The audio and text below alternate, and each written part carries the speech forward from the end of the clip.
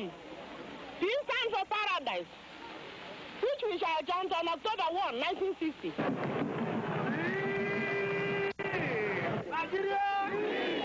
This is Africa, where freedom and the atomic bomb exploded in the same year.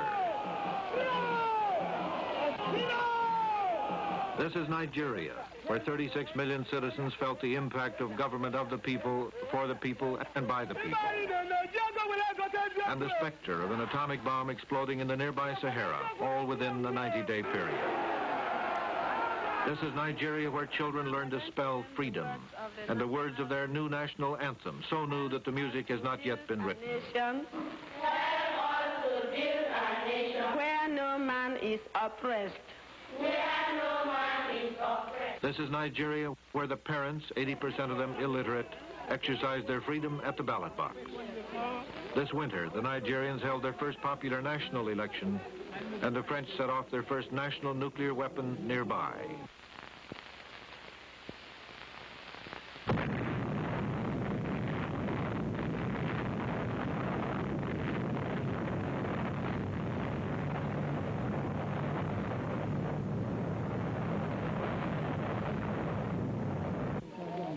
Where the vote counters and the Geiger counters were part of the same campaign, some of the speeches sound like this.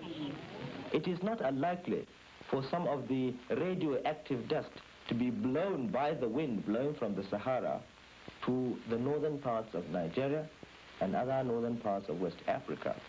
If freedom and fallout were planks in a platform, if the battle for men's minds was waged by a jungle drums and whistle-stop helicopters, then this was all part of a chain reaction that extends from Lincoln to Einstein and has moved its testing ground to Africa. In the words of one of the greatest men produced by the world, we have been waging this struggle with charity for all, with malice toward none.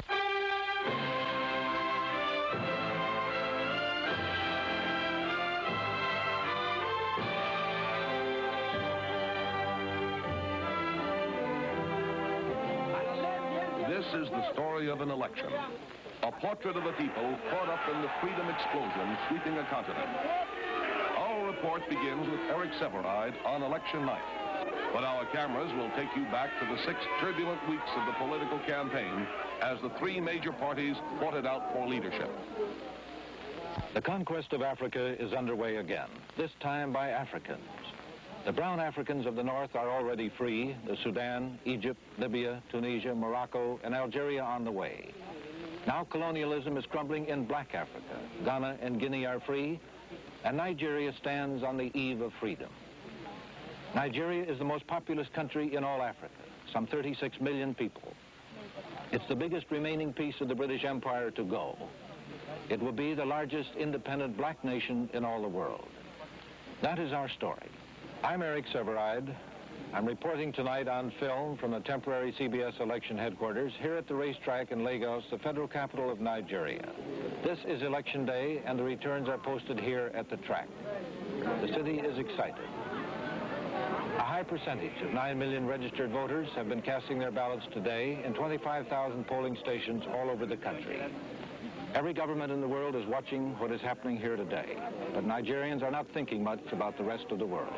This election concerns domestic matters. Nigeria is just above the equator. It's a country as big as Texas plus Oklahoma and Louisiana. Its coast used to be called the Slave Coast, the ancestral home of a great many American Negroes.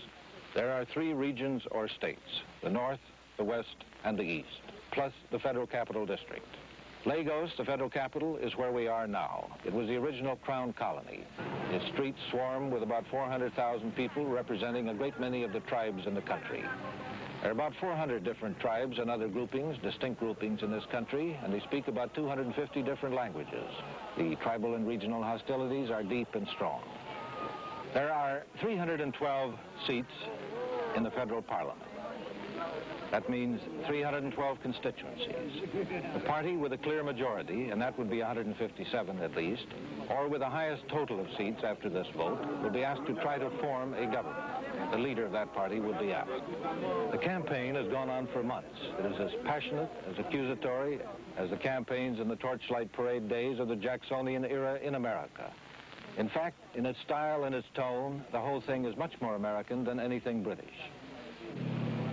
This is a whistle-stop campaign rally, African style.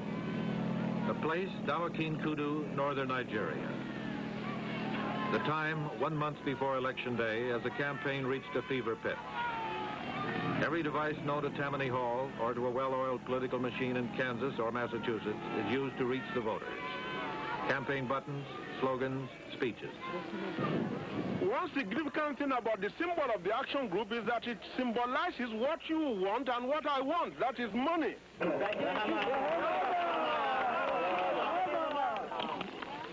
The helicopter was the biggest gimmick of the campaign.